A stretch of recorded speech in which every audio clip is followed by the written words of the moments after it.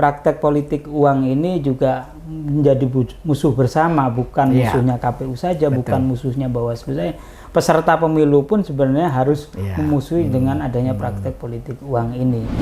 Yang memberikan kesadaran khususnya pada generasi milenial ya, yang kemudian masuk di data pemilih ini cukup signifikan jumlahnya, itu diberi kesadaran penuh kaitan dengan bahaya praktek politik uang agar penyelenggaraan pilkada kita semakin murah, khususnya bagi peserta pemilu, dengan semakin banyaknya masyarakat yang sadar akan bahaya praktek politik uang, dan mudah-mudahan ke depan siapapun yang terpilih itu tidak menanggung beban untuk melakukan mengembalikan modal ya.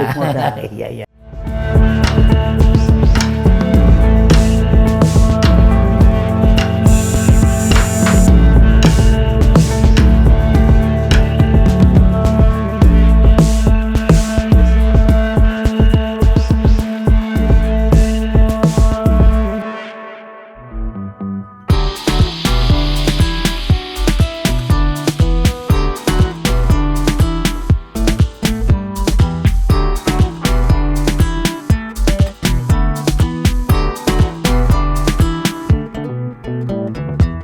Assalamualaikum warahmatullahi wabarakatuh, Tribuners dan pemirsa harian Surya dimanapun berada. Pilkada serentak 2024 6 bulan lagi akan berlangsung, termasuk di Jawa Timur.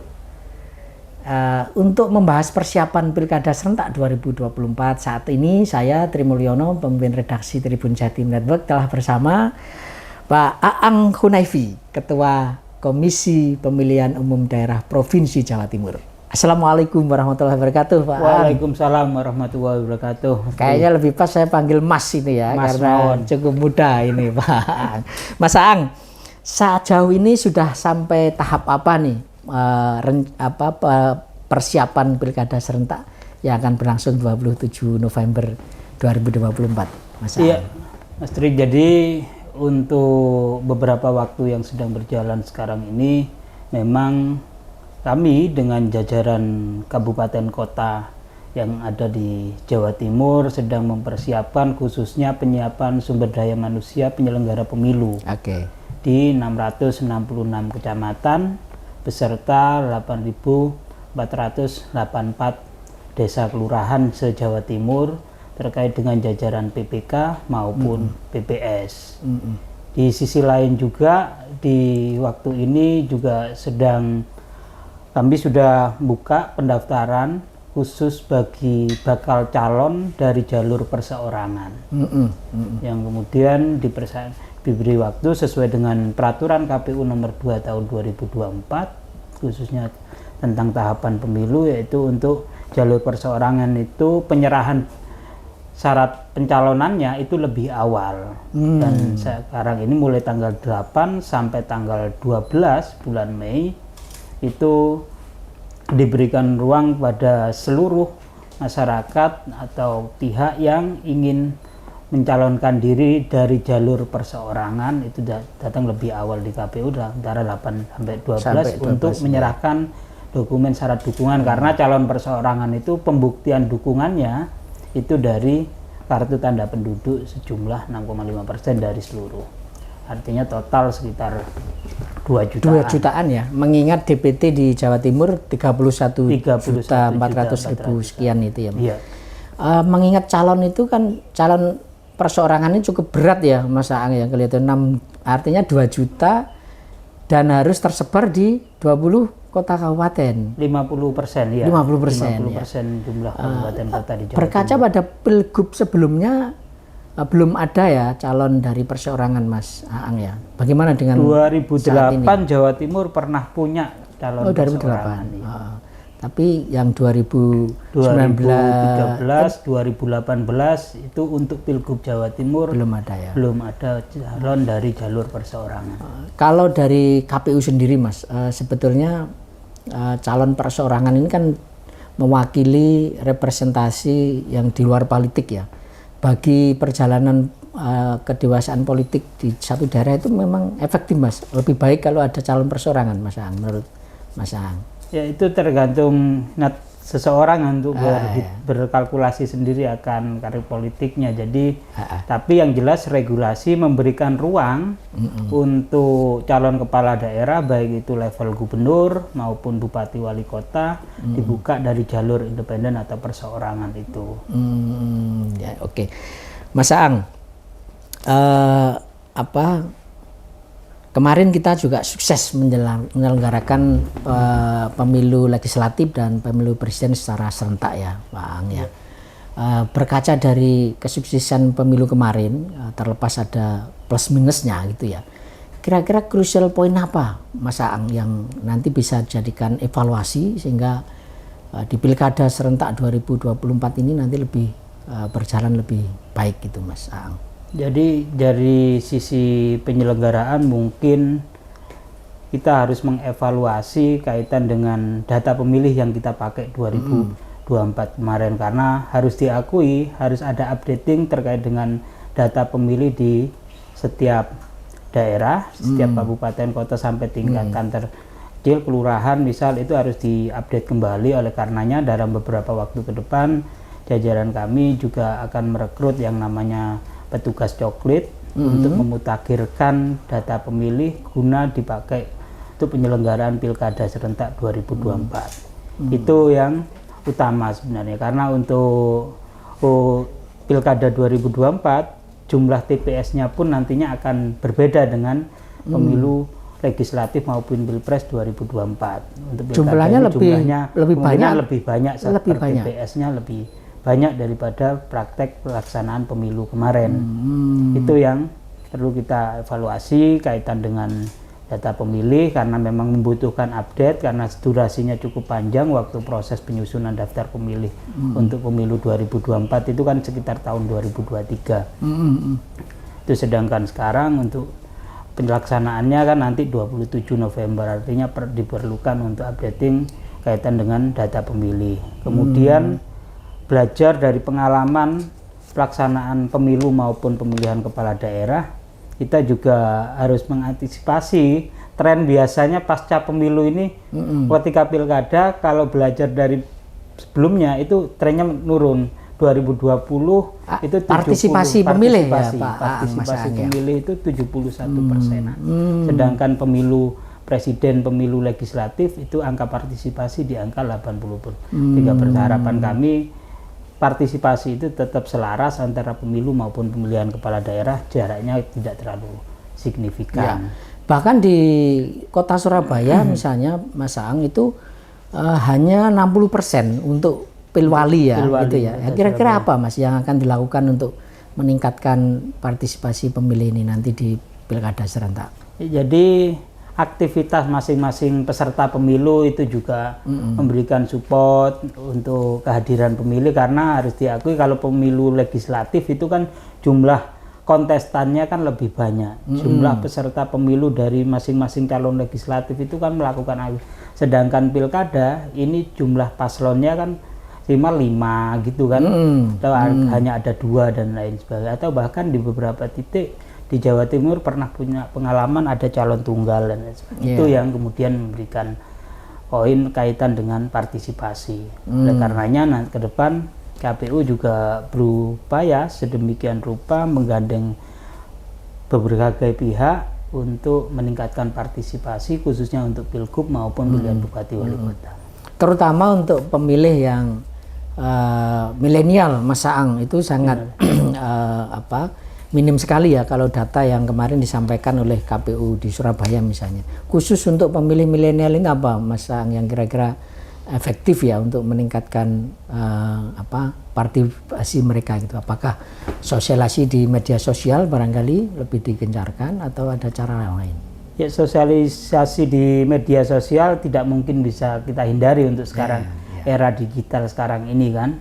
Tapi pertemuan tatap muka langsung itu juga harus selalu dilakukan, masuk ke sekolah-sekolah, kemudian lingkungan kampus dan lain sebagainya. Itu penting untuk dilakukan oleh jajaran kami di setiap tingkatan, agar kesadaran politik khususnya bagi generasi milenial ini perlu pentingnya hadir dalam konteks penggunaan hak pilih untuk menentukan siapa pemimpinnya di daerahnya masing-masing, baik itu pilihan bupati, wali kota maupun gubernur, dan mudah-mudahan dengan keserentaan pilkada ini bisa meningkatkan partisipasi khususnya bagi pemilih milenial.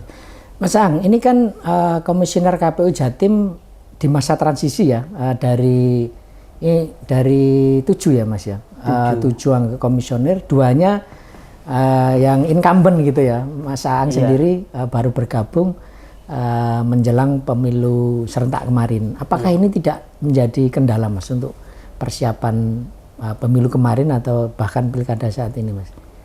Alhamdulillah sampai hari ini kami tidak mengalami kendala. Apapun karena latar belakang kami 7 orang itu semuanya juga memang penyelenggara ya. Mas Aang sendiri Bawaslu ya, mantan Bawaslu Jawa Timur. Di Bawaslu, pernah di tenaga ahli di KPU RI, kemudian Mas Nur Salam sebelumnya juga anggota KPU di Kabupaten Magetan, Mas Hoirul Umam itu ketua KPU di Kota Blitar, Mas Rohan juga pernah menjadi KPU di Kabupaten Jember, terus kemudian Pak Mas Wisnu itu juga anggota KPU di Kabupaten Kediri. Artinya proses penyelenggaraan pemilu 2024 sejak awal sudah mengikuti dan terlebih lagi ada kesinambungan dari periode sebelumnya, kehadiran Mas Rozak sama Mas Insan Kuryawan itu juga sangat penting untuk kemudian melanjutkan estafet pimpinan di KPU Jawa Timur. Ya, sebagai mantan Bawaslu ini Mas Aang ya, bisa memetakan ya sebetulnya potensi pelanggaran pemilu, meskipun ini ranah utamanya mungkin di Bawaslu ya. Tapi KPU barangkali bisa memberikan warning atau mewaspadai ya. Sebetulnya potensi pelanggaran di pilkada dibanding pemilu itu potensinya lebih besar mana sih Mas Aang, menurut Mas Aang?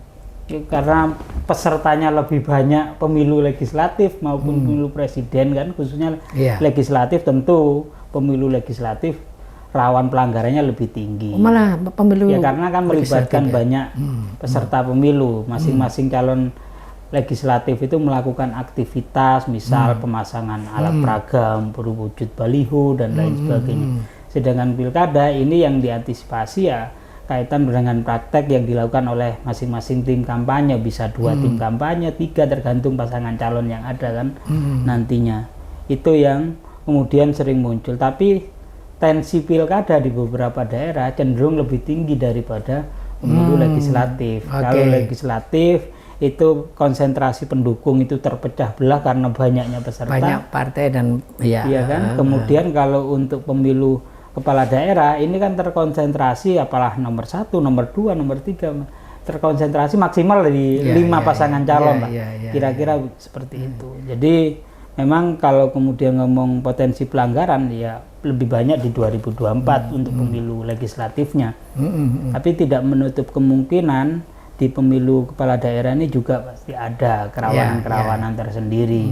Misal ketegasan Bawaslu untuk mengatur kaitan dengan mobil branding yang dibuat oleh masing-masing pasangan calon. Ini hal yang sederhana tapi kemudian di lapangan bisa menimbulkan permasalahan. Misal mobil brandingnya masuk tempat ibadah, sedangkan dalam regulasi KPU maupun undang-undangnya sarana tempat ibadah itu merupakan lokasi yang steril dari aktivitas kampanye. Mas Aang, beberapa kontestan di pilkada nanti kemungkinan besar adalah para incumbent, karena beberapa kepala daerah saat ini yang akan nyalon lagi juga masih menjabat sebagai kepala daerah dan bupati atau wali kota. Barangkali Mas Aang bisa memberikan gambaran apakah penyalahgunaan misalnya bansos, penyalahgunaan wewenang sebagai kepala daerah ini sejauh mana sih pengalaman di Pilpres kemarin dan di pemilu legislatif kemarin itu, potensi terulang itu apakah memang ada? Kalaupun ada, apa yang harus dilakukan KPU dan tentu Bawaslu ya sebagai leading center-nya? Ya, jadi kalau untuk petahana ini kan sebagian besar juga sudah berakhir masa jabatannya sehingga diisi oleh PJ, kepala daerah dan seperti itu. Dan di regulasi Undang-Undang Pilkada pun juga diatur, misal potensi kerawanan terkait dengan mutasi ASN 6 bulan sebelum. Nah, itu juga sudah diatur di dalam undang-undang terkait dengan bansos dan lain sebagainya. Saya rasa itu juga perlu diwaspadai, perlu dimonitor oleh kawan-kawan khususnya di pengawas dulu, karena dari aktivitas-aktivitas itu juga dalam regulasi pilkada itu juga bisa berakibat diskualifikasi jika pelanggaran itu terjadi secara terstruktur, sistematis, dan masif. Itu, tapi kewenangan ada di kawan-kawan Bawaslu dalam melakukan investigasi atau menangani dugaan pelanggaran tersebut. Untuk tadi kembali ke soal potensi pelanggaran, Mas Aang, barangkali sudah ada pemetaan ya daerah-daerah rawan pelanggaran begitu ya, kemudian dengan stakeholder yang lain dicoba untuk di-reduce begitu, sudah ada pemetaan, Mas? Karena mengingat misalnya di Jawa Timur itu kan ada daerah yang di mana kepulauan terluar kita juga beberapa daerah. Bagaimana, Mas, saat ini untuk tadi terkait juga misalnya untuk mengupdate data DPT di daerah-daerah yang wilayah kepulauan ya, Mas Aang? Ya, jadi kaitan dengan kerawanan-kerawanan tertentu di daerah-daerah, jadinya kami biasanya koordinasi dengan teman-teman pengawas yang punya melakukan indeks penyusunan indeks kerawanan, pihak kepolisian pun juga menyusun peta kerawanan masing-masing daerah dan lainnya. Dan harapan kami apa yang disusun itu bisa diantisipasi sejak awal.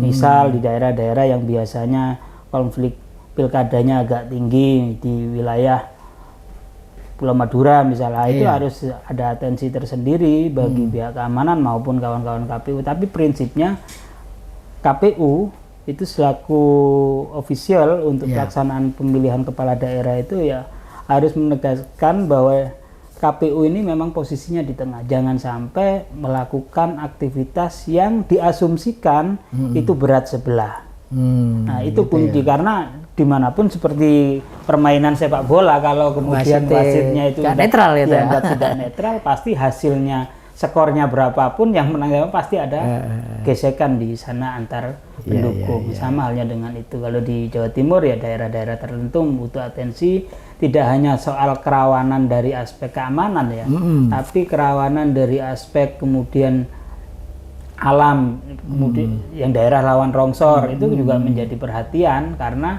di bulan November yang seyogyanya kita lakukan pemungutan suara itu kan biasanya musim hujan, curah hujan tanggal 27 November itu bisa memasuki musim penghujan. Semacam itu juga perlu dipikirkan oleh kami, sehingga kami kemarin sudah berkoordinasi dengan pihak kepolisian, kemudian nantinya dengan Pemprov, kemudian dengan pihak TNI untuk memberikan support di beberapa daerah tertentu yang kita kategorikan sebagai daerah yang rawan bencana dan lain sebagainya, atau daerah yang sulit akses dan lain sebagainya. Misal di Sumeneb ada 7 kecamatan yang ada di wilayah kepulauan, di Gresik ada 2 kecamatan yang di Pulau Bawean di Pulau Bawean itu.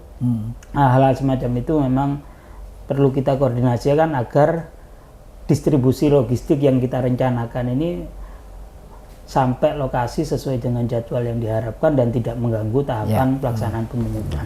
Soal anggaran, Mas Aang, ini tahun ini kan tentu banyak ya biaya yang harus dikeluarkan pemerintah. Kemarin pemilu serentak, sekarang pilkada serentak. Sejauh ini terkait penganggaran pilkada serentak, apakah ada masalah atau berjalan sesuai yang diharapkan, Mas Aang? Sejauh ini sudah dipersiapkan matang ya terkait dengan pemenuhan anggaran untuk penyelenggaraan pilkada ini, dan karena diserentakkan dengan 38 kabupaten kota, pemerintah provinsi juga sharing anggaran dengan kabupaten kota, karena otomatis penyelenggaranya juga sama, khususnya di badan ad hoc-nya itu kan sama, PPK-nya juga untuk bupati dengan untuk pilgub ini sama orangnya. Nah, itu bisa agak efisien untuk anggaran kita pelaksanaan pilgub di Jawa Timur maupun pilihan bupati dan wali kota. Ya, Mas Aang, ini barangkali pertanyaan yang krusial ya.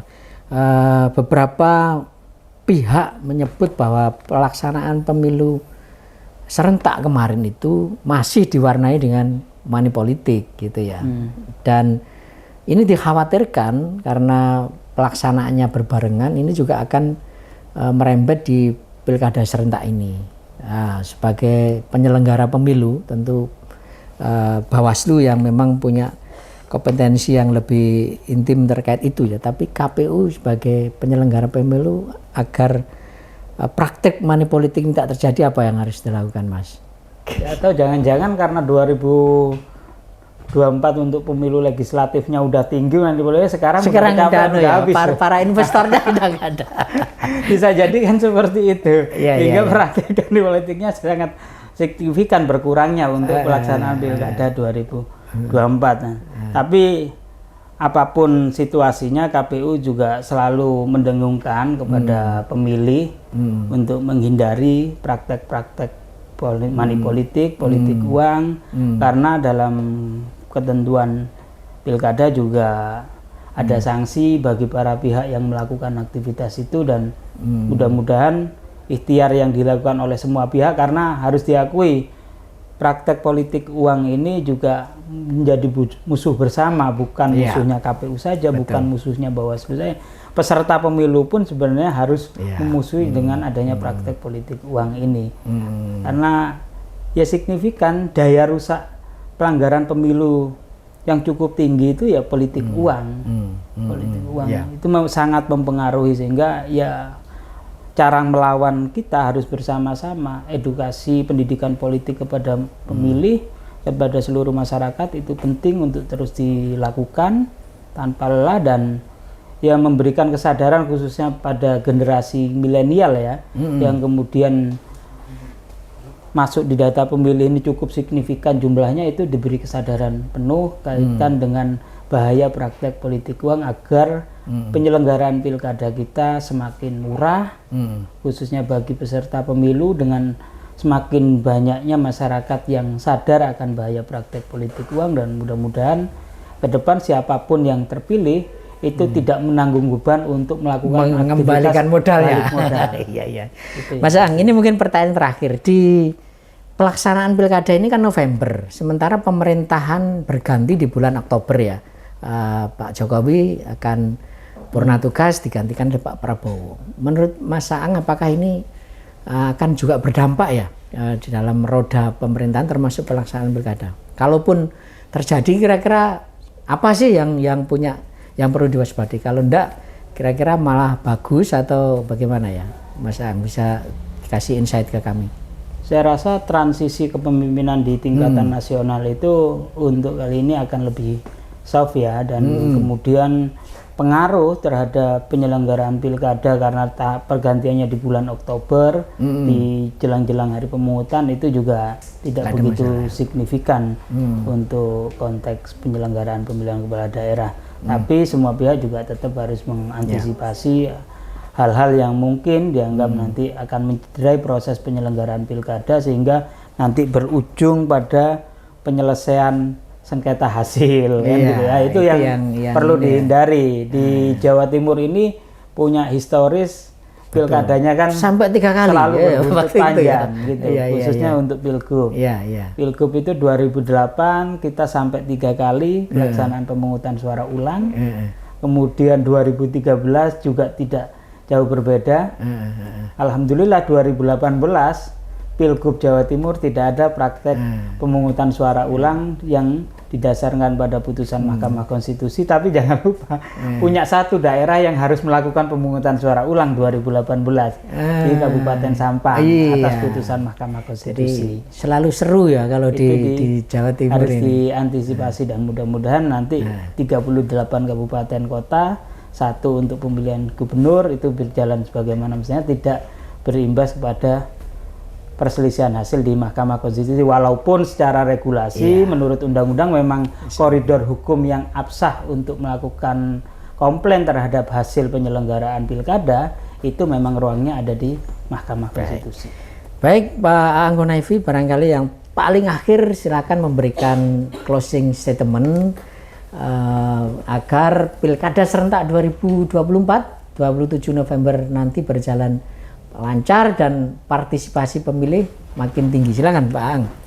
Ya, kami berharap seluruh elemen masyarakat Jawa Timur, seluruh stakeholder di Jawa Timur bersama-sama dengan Komisi Pemilihan Umum khususnya di Jawa Timur untuk mensukseskan penyelenggaraan pilkada, bersama-sama meningkatkan partisipasi pemilih dalam pelaksanaan pilkada Jawa Timur, dan sama-sama memerangi, memusuhi yang namanya praktek politik uang di pelaksanaan pilkada Jawa Timur.